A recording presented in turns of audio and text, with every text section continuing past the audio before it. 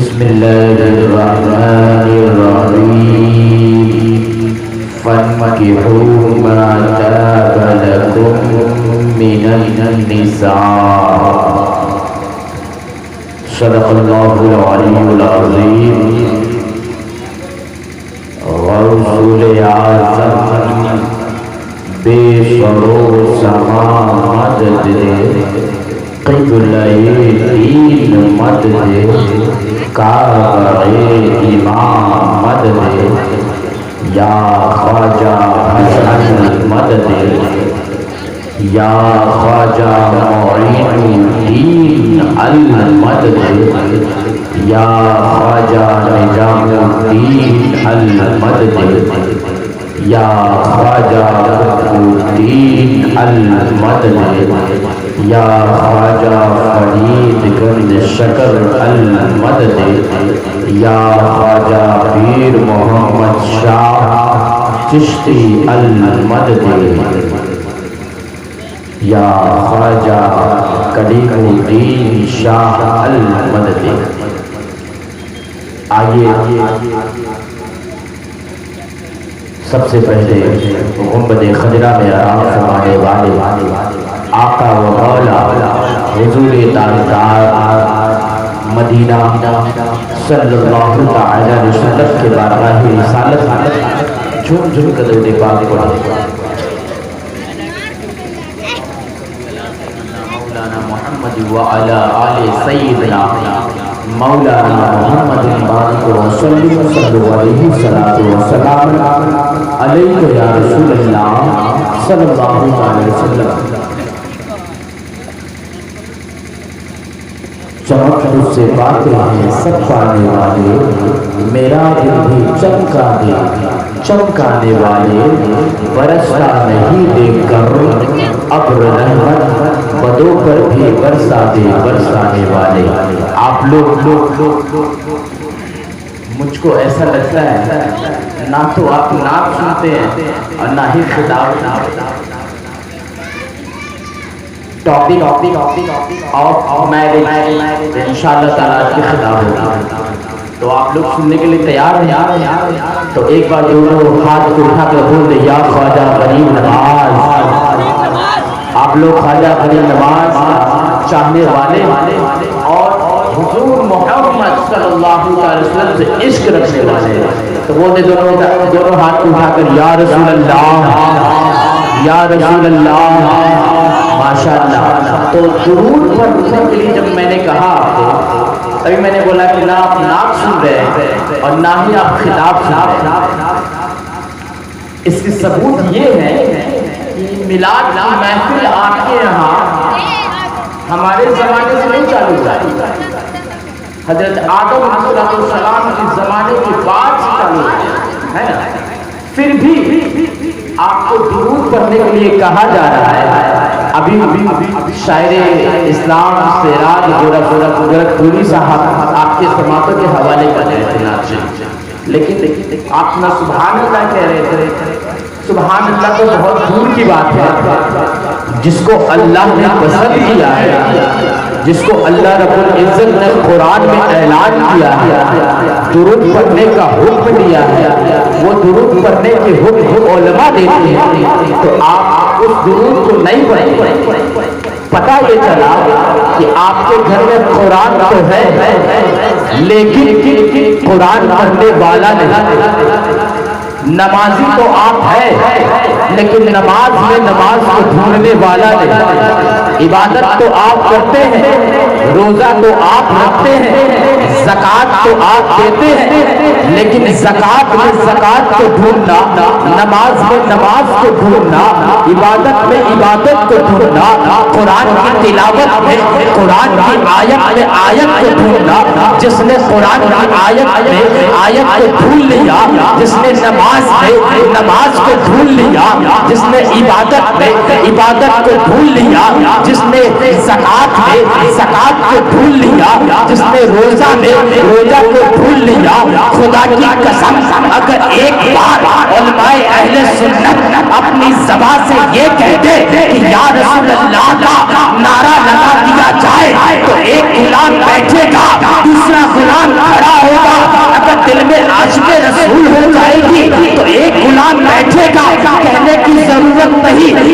غلام کھڑا ہو کر کہے گا نعرہ تکبیر،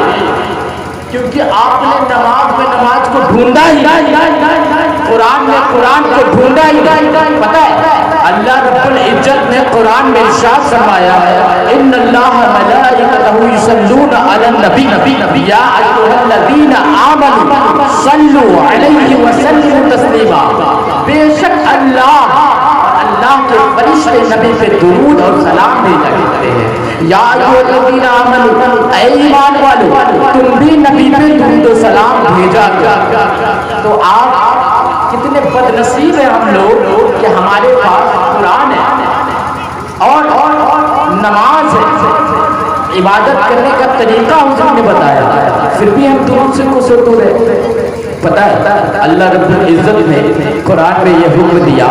نماز پڑھو، خیریت سے آپ اللہ رب العزت نے بس تھوڑی دیر آپ سنیں مجھے کیونکہ میری بھی طبیعت بہت خراب ہے، اور آپ تھوڑی دیر سنیں انشاءاللہ تعالیٰ، اور نعت شریف سے بہتر ہے یہ کہ آپ خطاب کو غور سے سن لیں انشاءاللہ تعالیٰ، تو اس خطاب کی برکت سے میری بھی میں بھی یہاں کامیاب ہو جاؤں گا، وہاں بھی کامیاب ہو جاؤں گا، اور آپ بھی کامیاب ہو جائیں گے یہاں بھی اور وہاں بھی، ہے نا۔ تو آج کا ٹاپک ہے ٹاپک آف میرج، انشاءاللہ تعالیٰ اس پہ بات کریں گے، لیکن پہلے بتایا آپ کو کہ اسلام کے ارکان، اسلام کا طریقہ کیا ہے، جینے کی طریقہ کیا ہے۔ یہ محفل سجی ہوئی ہے، حضور کی محفل سجی ہوئی ہے، فرشتوں کی آمد ہے، تو آپ سنیں انشاءاللہ تعالیٰ۔ میں کہہ رہا تھا اللہ رب العزت نے قرآن میں ارشاد فرمایا نماز پڑھو، اللہ رب العزت نے قرآن میں ارشاد فرمایا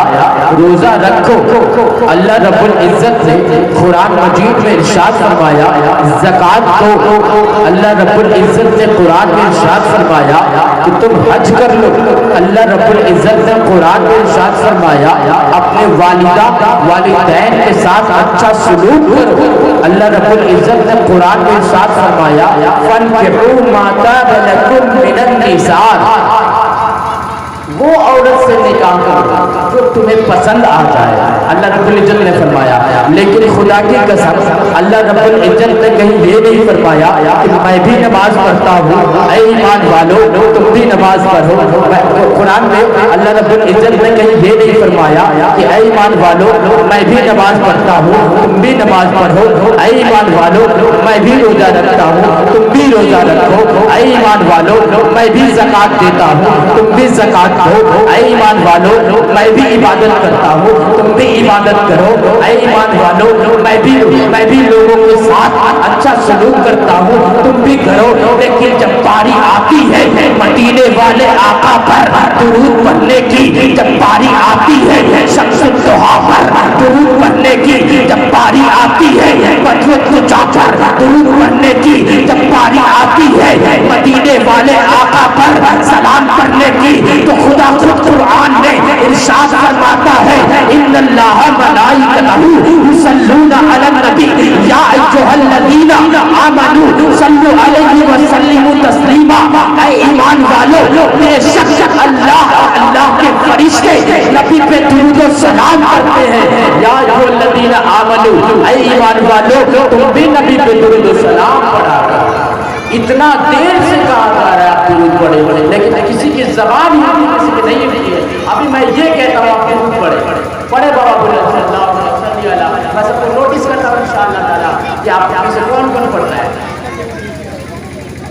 آپ لوگ بزرگ ہیں، نوجوان ہیں، الحمدللہ حضور کی محفل میں بیٹھے ہیں نا، اور جو غوث اعظم کا دیوانہ ہوتا ہے اس کو کہنے کی ضرورت نہیں، اس کو پہچاننے کی ضرورت نہیں، اس کو کوئی عاشق رسول ہے اس کو یہ بتانے کی ضرورت نہیں کہ یہ عاشق ولی ہے، یہ عاشق خواجہ غریب نواز ہے۔ پتہ ہے جب آپ کے دل میں عاشق رسول پیدا ہو جائے گی آپ عاشق ولی ہو جائیں گے، کسی ولی کے دامن کو تھام لیں گے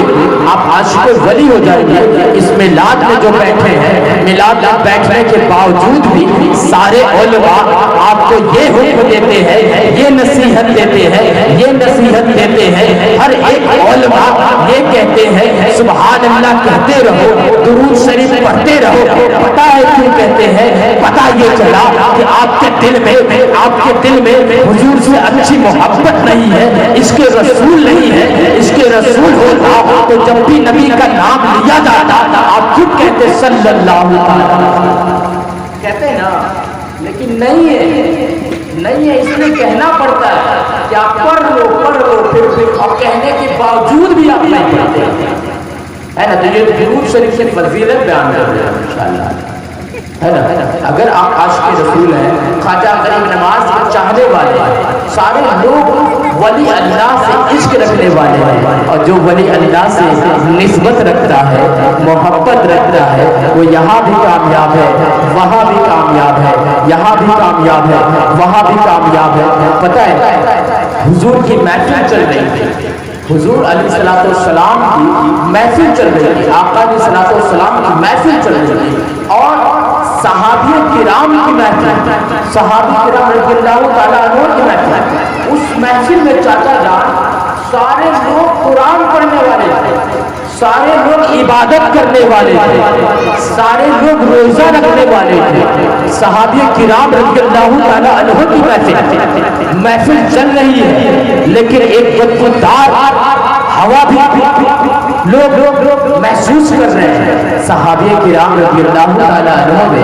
میں یہ چرچا چلنے لگی کہ یہ بدبودار ہوا کہاں سے آ رہی ہے، یہ محفل میں بدبودار ہوا کہاں سے آ رہی ہے، کوئی کچرا تو نہیں پھینک رہا ہے محفل کی طرف۔ اتنا کہنا ہوا سارے مجمع میں شور و گل ہو جاتا ہے، پتہ ہے وہ محفل کس کی ہے؟ آقا علیہ السلام کی محفل، صحابی کرام بیٹھے ہوئے، سارے لوگ قرآن پڑھنے والے بیٹھے ہیں، سارے لوگ نمازی ہیں، سارے لوگ عبادت کرنے والے ہیں۔ وہ صحابی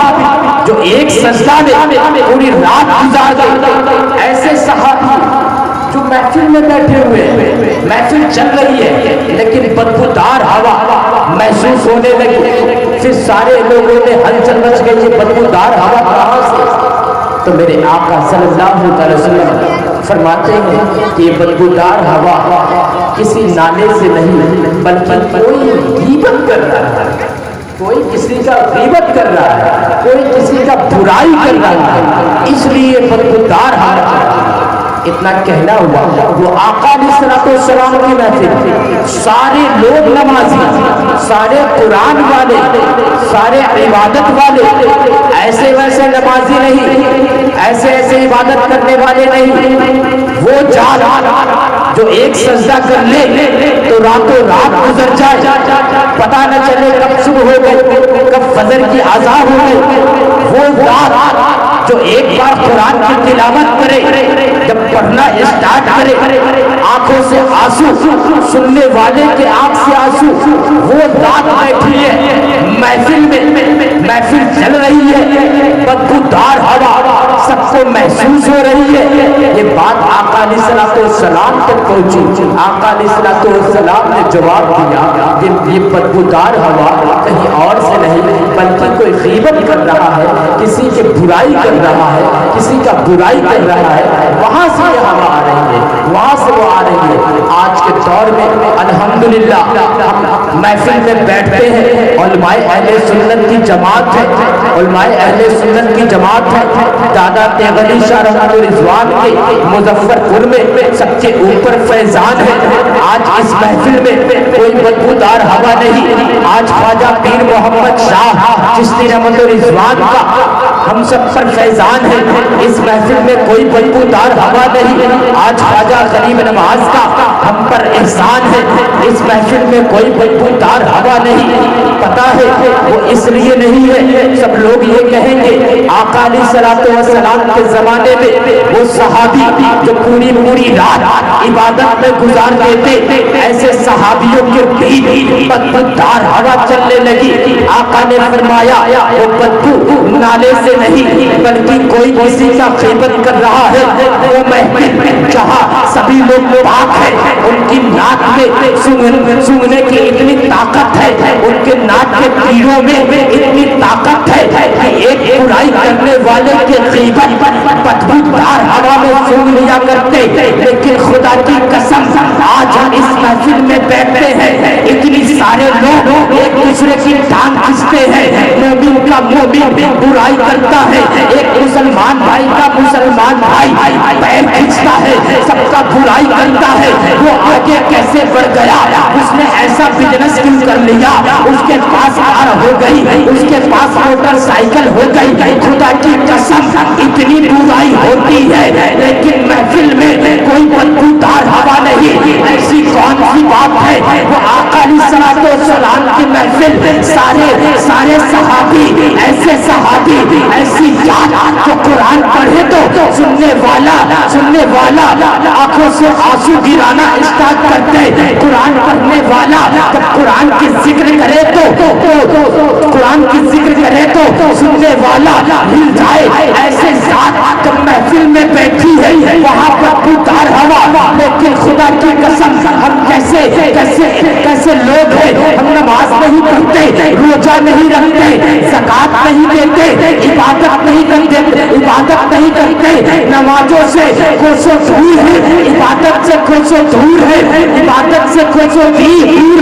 لیکن پھر بھی نبی کا کروڑوں احسان ہے کہ اس محفل میں کوئی بدبودار ہوا نہیں ہے۔ پتہ یہ چلا کہ حضور کی احسان تو ہے ہی، لیکن ہمیں بدبودار ہوا اس لیے محسوس نہیں ہوتی کیونکہ ہم بدبودار جگہ میں رہتے ہیں، بدبودار ہوا اس لیے محسوس نہیں ہوتی کیونکہ ہم بدبودار لوگوں کے ساتھ رہتے ہیں۔ وہ صحابہ کرام کی محفل تھی، وہ نمازیوں کی محفل تھی، وہ روزہ رکھنے والوں کی محفل تھی، تو وہاں بدبو کی سگندھ مل گئی، لیکن خدا کی قسم آج ہم نماز سے دور ہے، روزہ سے دور ہے، زکات سے دور ہے۔ اگر